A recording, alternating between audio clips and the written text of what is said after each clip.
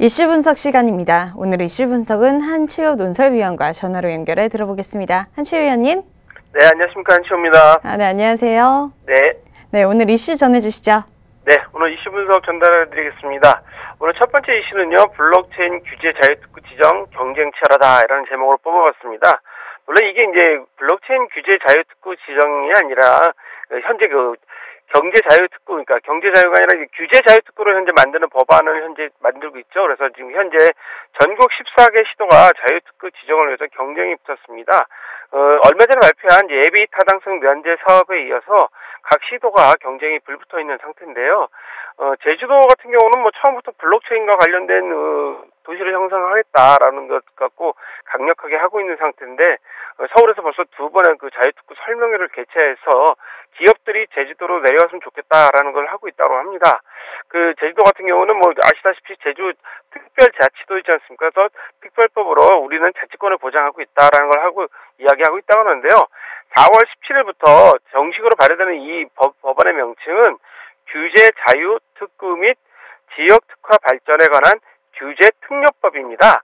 그러니까 비소속권 시도지사가 특구를 지정해서 특구 내 지역 혁신 성장 산업이나 아니면 지역 전략 사업으로 계획을 수립한 다음에 이것을 정부에 특구를 지정 신청하게 되면 정부에서 인정해주게 되면 규제 혁신에 규제를 좀 벗어나는 샌드박스 규제에 해당되는 특구를 만들 수 있는 건데요. 그래서 이제 많은 시도들이 시도를 하고 있는 것이고 지역 발전을 위해서 열심히 경쟁을 하고 있는 건데요. 지역 발전을 위한 경쟁을 하는 것은 긍정적인 것으로 보이는데 그 중에서 특히 블록체인과 관련된 특구를 하려고 하는 곳들이 있어서 관심을 쏟는 거죠. 특히 그 중에서도 제주특별자치도가 아주 적극적인데 제주특별자치도 같은 경우는 블록체인, 그러니까 암호화폐와 관련된 것을 적극적으로 하겠다. ICO도 한번 시도해볼만하지 않냐라는 입장을 갖고 있고요. 그 다음에 화장품, 제주 지역에 맞는 거겠죠. 그 다음에 전기차, 제주가 원래 청정지역이기 때문에 전기자동차 이렇게 세 가지 주제를 가지고 현재 특구에 나서고 있다고 하는데 광주광역시 같은 경우는 에너지 신산업, 친환경 자동차, 인공지능 이런 것으로 현재 특구 작업을 하고 있다는데요. 전국 14개 시도가 전부 이 특구 지정에 따른 준비를 하고 있기 때문에 블록체인과 암호화폐에 관련된 것도 관심이 있는 상황이기 때문에 오늘 첫 번째 이슈로 삼아봤습니다. 자, 두 번째 이슈는요. 블록체인 기술이 사업 방식에 영향을 준다라는 제목입니다. 이 이야기는 KPMG 글로벌한 회계 법인에서 12개국 740개 글로벌 회사의 CTO를 대상으로 설문을 조사한 내용인데요. CTO는 여러분들 잘 아시다시피 기업의 기술 최고 책임자지 않습니까? 그래서 이 기술 최고 책임자들이 바라보는 현재 블록체인 산업의 방향이라는 지표라서 저희가 살펴보는데요. 응답에 하신 740개 글로벌 CTO 중에서 48%가 블록체인 기술이 사업 방식을 바꿔놓을 것이다라고 이야기했다고 합니다. 48%니까 거의 한 절반가량의 기술 책임자들이 블록체인 기술이 사업 방식이 달라질 것이다. 블록체인 기술에 따라서 이렇게 이야기했다는 거죠. 업무 효율을 극대화하고 비용 절감에 아주 긍정적이라고 합니다. 그렇기 때문에 아마도 50% 정도니까 전부 대세가 앞으로 블록체인 기술이 사업하는 방식에 따라 방식을 좀 변화시켜 줄 것이라는 거죠. 반면에 27%의 응답자는 영향이 없다. 또 24%의 응답자는 중립적 입장이다라는 걸 밝혔으니까 현재는 거의 절반의 반반 수준인 것 같아요. 그래서 반 정도의 기술 책임자들은 현재 블록체인 기술이 사업에 영향을 줄 것이다, 안 줄 것이다라는 걸로 가고 있는데요. 블록체인 기술 적용할 계획에 대해서는 41%가 적용할 계획이라고 얘기했고 28%는 아직 적용할 계획이 없다라고 부정적인 대답을 했다고 하는데요. 이 28%의 부정적인 응답자들의 부정적인 그러니까 적용하지 않겠다는 것의 이유가 아직 구체적인 입증된 비즈니스 사례가 없다라고 합니다. 이 이야기를 뒤집어서 얘기해보면 저희가 블록체인, 그러니까 블록체인 기술이나 암호화폐 각 프로젝트들이 비즈니스로서 제대로 입증을 보여주기 시작하면 변화가 가능하다는 것을 보이기 때문에 앞으로 기술 변화에 기술 개발에 좀 더 관심을 쏟아야 될 것 같아서 두 번째 이슈로 삼아봤습니다. 자, 세 번째 이슈는요.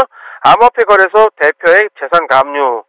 올스탑이 거래소에 수개월째 고객들이 그 출금 요청, 돈을 빼달라고 요청하는데 현재 거부하고 있다고 합니다. 그래서 고객의 출금 요청을 거부하고 있고, 그다음에 집단 민원이 생기고 있는데 이 회사에 현재 그 내용 증명을 보내고 있어도 어떤 응답도 없고 침묵하고 있어서 현재 그 고객들이 그 민원이 뭐 빗발치고 있다고 하는데, 뭐 이번에 그 횡령, 임직원의 횡령, 그다음에 장부 거래, 그다음에 코인 스왑, 그다음에 시가 조작, 그다음에 공지 미행들 같은 것으로 고객들의 문제 제기와 항의가 계속되고 있다고 합니다.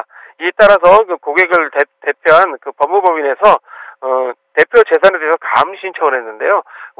법원에서 받아들였다고 합니다. 여러분들 잘 아시다시피 가압류 신청은 이미 받을 돈이 있어서 소송을 하기에 앞서서 그 재산을 미리 그 압류하는 조치인데, 이것을 법원에서 받아들였다고 하면 앞으로 소송에 영향을 미칠 영향이 큽니다. 따라서 앞으로 규칙가 주목되고 있는 상황이기도 한데요.